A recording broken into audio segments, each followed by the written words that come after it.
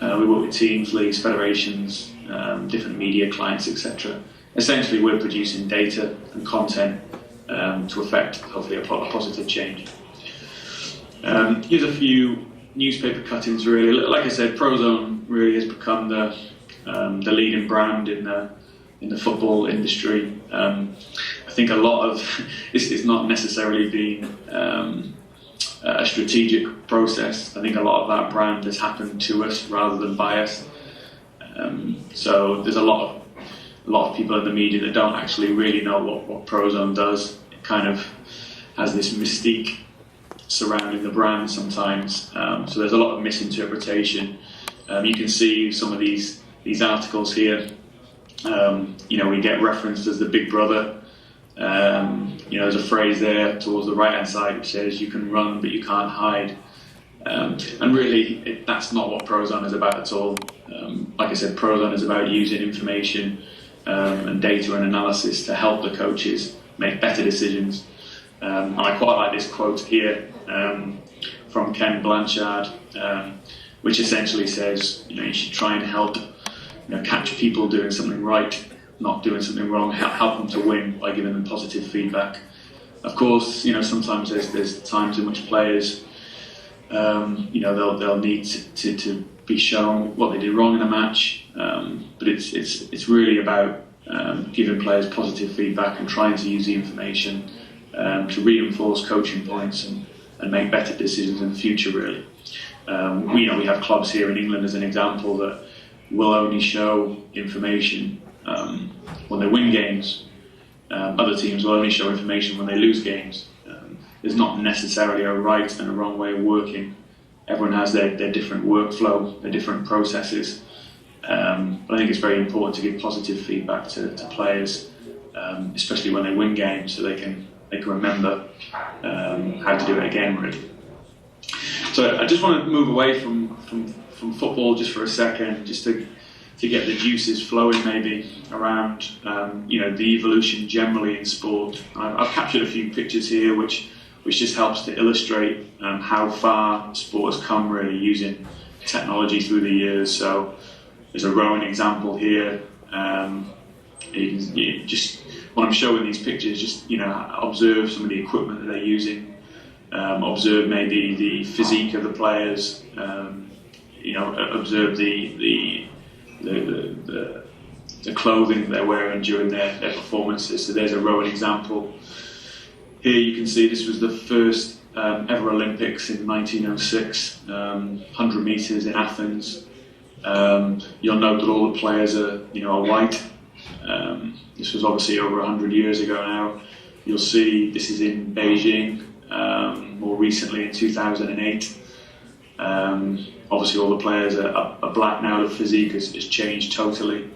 You'll see the track has changed, the crowd has changed, etc. So just showing how far sport has come, really, and arguably it's technology that's played a huge part in this. Another example here, I took this one. This is in 1980, the bike that was used during the Moscow Olympics. I think it's 1980, if I get my dates right. This was the one that was used by Chris Hoy, a very famous British cyclist. Again, more recently in 2008, when he brought home some gold medals for the British team. So again, huge advances, really, in the equipment that's being used, even within an 18-year period. Then this is a Honda F1 car that was used in 1967.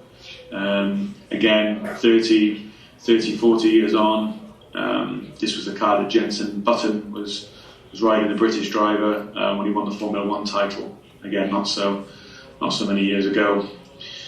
A couple of other insights here in terms of how technology has been used in sport. You'll all be familiar with Hawkeye if you watch tennis, or it's also being used in a few other sports these days. I'm not sure what the quality is like there, but basically says that Hawkeye was developed from missile tracking technology. Its purpose was obviously to recreate the trajectory of the ball with a large degree of accuracy. So a good example in tennis of how technology has been introduced into sport. In cricket here again, the new bats compared to the old wooden bats demonstrates how players can can play different shots, can maybe drive with more accuracy, with more power. Again, showing how technology is really shaped to influence sport, and therefore, if you're ever comparing a batsman in cricket today to a cricket player of 50 years ago, then you need to be really careful when you're looking at data, looking at archive data. So obviously, players have really got better levels of equipment and technology at their disposal when they're performing. Really, here's one in football, demonstrating how the use of artificial football pitches, I think, showing how the the quality on the video here is a bit low. Showing how the introduction of technology can actually help to reduce injuries and maximise participation in sport as well. So just a couple of examples in there, like I said, to really just get the flow going. Here's an example of football. So again, I'll just show Sir Stanley Matthews, really famous football player of yesteryear. Just notice how the physiques of the players are changing during the years. So there's George Best, moving on to John Barnes. Looking at one of my favourite players of all time there, Zinedine Zidane. Obviously probably one of the best players, one of the top two players on the planet today, probably Cristiano Ronaldo. You just look at how the kits have changed, how the sponsors have changed, how the footballs have changed, how the football boots have changed, how the physiques of the players changed. More relevant to the industry that I work in, you'll see here, this is one of the first notation analysis systems that was used probably in the early 80s. This is one of the first systems that was created to try and analyse football performance. So that means using technology to produce data and information. Today, again, lots of changes, probably 10, 15 years on. You're more likely to see Prozone analysis on one of these, an iPhone or an iPad, trying to help coaches make use of the modern day technology and bring information to their fingertips. And again, it's not about replacing the coach's intuition. It's about trying to supplement what they do with accurate information and insights that will help them make better decisions. It hasn't been a straightforward process. I think, like in any industry, when there's change, whether it's technology change or changing people, changing processes, there's always some resistance to change. That's been one of our biggest challenges really over the last 20 years in trying to introduce a level of technology and analysis into football and into sport. There was actually some audio with this, which you probably can't hear there now, but it was a clip from one of the famous philosophers of our day, Homer Simpson. There's a nice little audio on here. You maybe search on YouTube, where he's at the doctor's surgery and he goes through all these different stages of acceptance, where first of all he's in denial and very quickly he goes through these different feelings of anger, fear, bargaining and acceptance, and it's very relevant to what we've experienced in football really, because coaches and managers often used to be players themselves, typically have resisted, or some have anyway, have resisted the introduction of technology, because it's not necessarily what they're used to. Some of the more innovative ones have embraced technology, have embraced the analysis, because they've seen it as something that can actually supplement and help them with their job really.